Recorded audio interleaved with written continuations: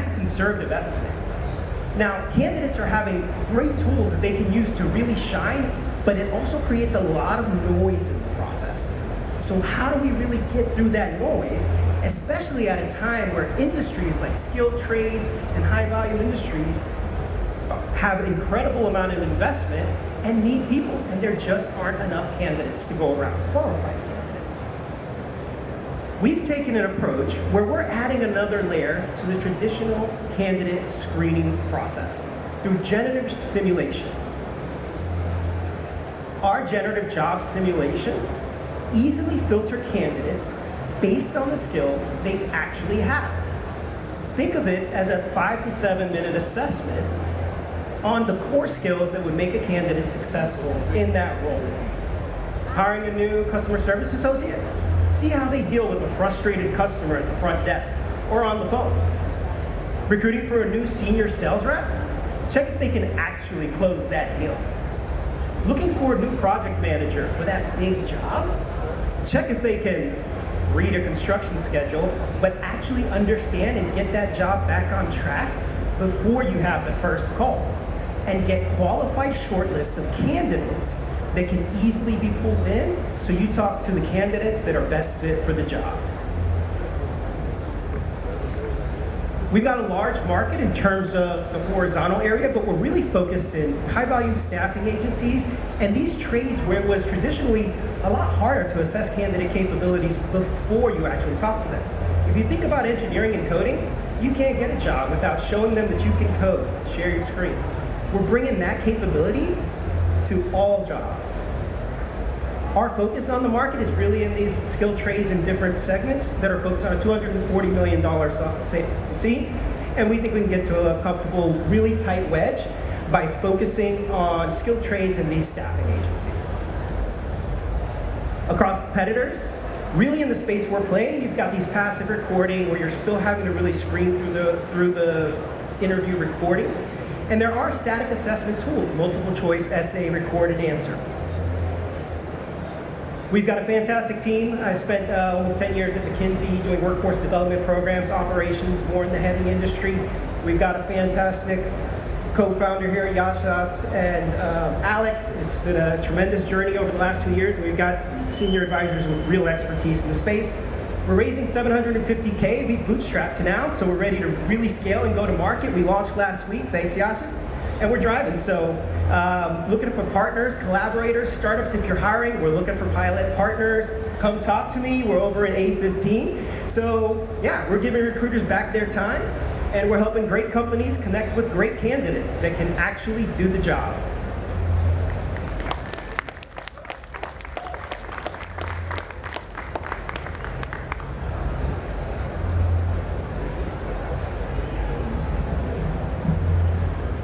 I appreciate it, and congratulations on getting to this stage. And thank you. An exciting product. Walk us through what your platform looks like, what the demo looks like, and things like that. So a potential recruit comes to you, submits their, let's call it application. I don't even know in today's age what applications look like. I'm glad I'm past that part. But if you can walk us through kind of what your product demo looks like, I think that'd be helpful to visualize. Yeah, absolutely. And come by the booth. We have a demo going over there, A15. So essentially, from the recruiter side, think of it as two modes. You got your power users, your recruiters.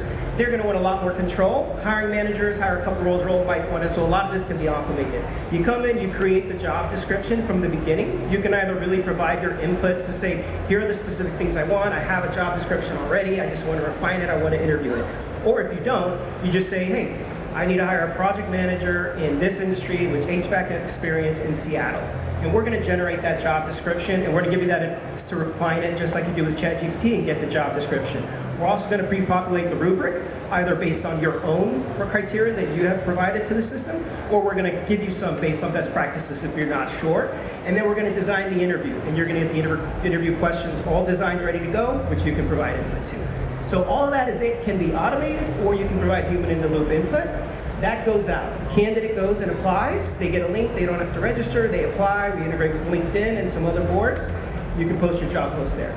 Then you get into a standard ATS where you've got your ranking, and it's a semantic ranking where it actually reads the resume. you can move them along to the interview and assessment process.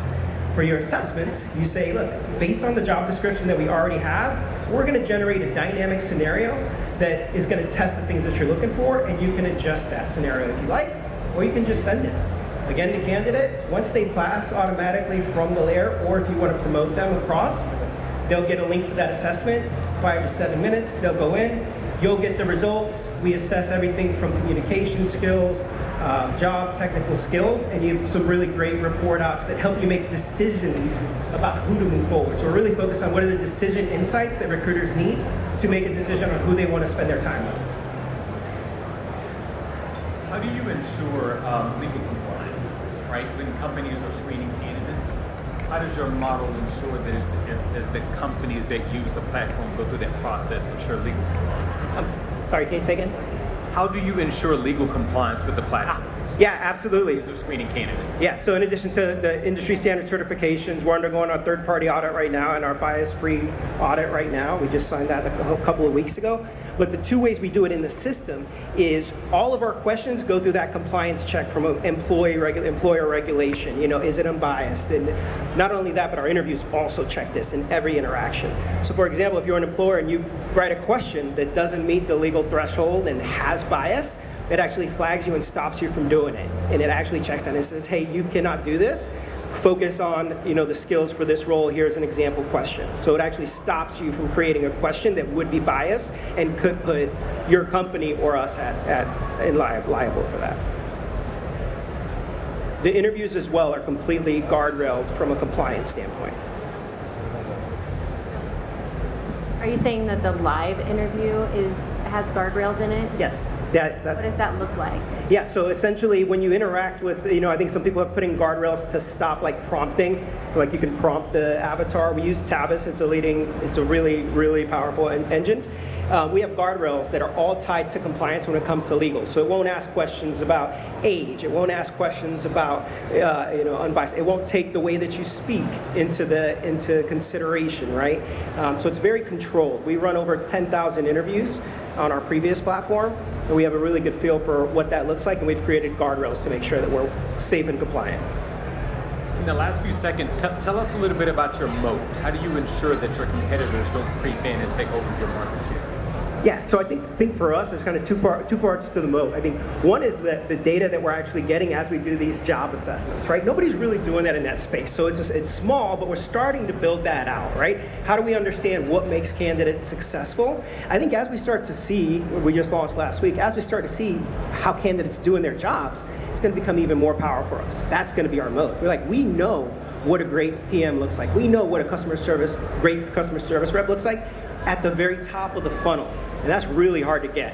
So once we connect those three dots, that's how we're going to really build our moat. Right now, it's really getting to market, getting traction, so we can start to build that up.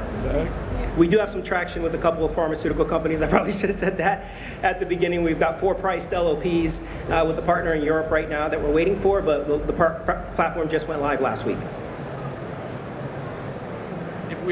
If we have 10 seconds, what do those types of numbers look like? What would a contract be with a large pharmaceutical company? What type of revenue can you earn from one contract? We start at $99, we go to $799 per month. When it comes to that, we would think we'd be doing about $2,000, maybe $25,000 on a standard, lower tier enterprise.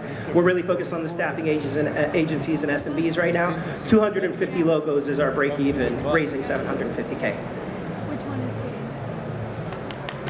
Thank you. Go talk to invite him to the client. Or you want me to? Yes, go talk to him. He's going back to the booth.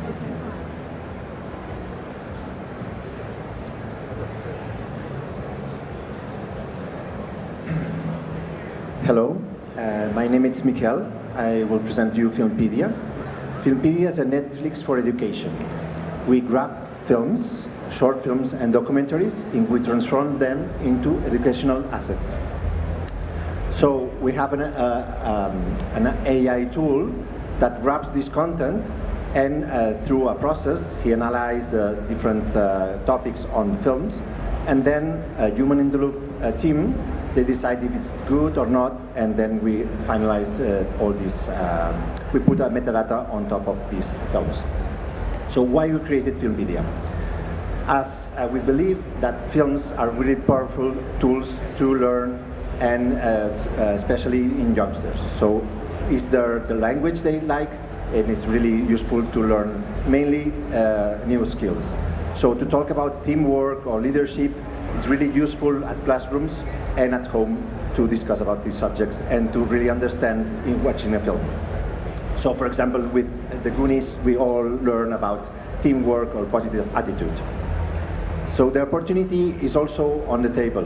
Why? Because educational institutions, schools, colleges, they invest a lot on projectors, on TV screens, but there's a lack of content. So we say that the highway is there, but we need to put the cars. So at the same time, kids or teenagers, they really prefer audiovisual content on top of text. And indeed, several sort of research demonstrates that it's better the retention when you watch a film on prefer than a text. Sorry. So the problem is that teachers, they have to spend a lot of time looking for this content. So it's really not easy, and at the same time, they mainly use it illegally. So it's not easy because they have to buy different rights, and so even in Europe, we are from Spain, and in Europe, here in the United States, there is more options, but in Europe, there's no options to screen it legally. So at the same time, families, they really, they're not easy for them to find what's good on all the content they have in their subscriptions. So we offer three main proposals. On one side, we have films, selected films with the rights for they can screen at schools. And we, on top of these films, we create activities. We cut the extracts of the films, and we can discuss about a film about biology, about DNA, but also about soft skills. And finally, we do reviews for platforms that we don't have the rights, for Netflix, TV shows, for YouTube, and also now we close the deal with the main national TV in Spain, and we have 1 million of titles that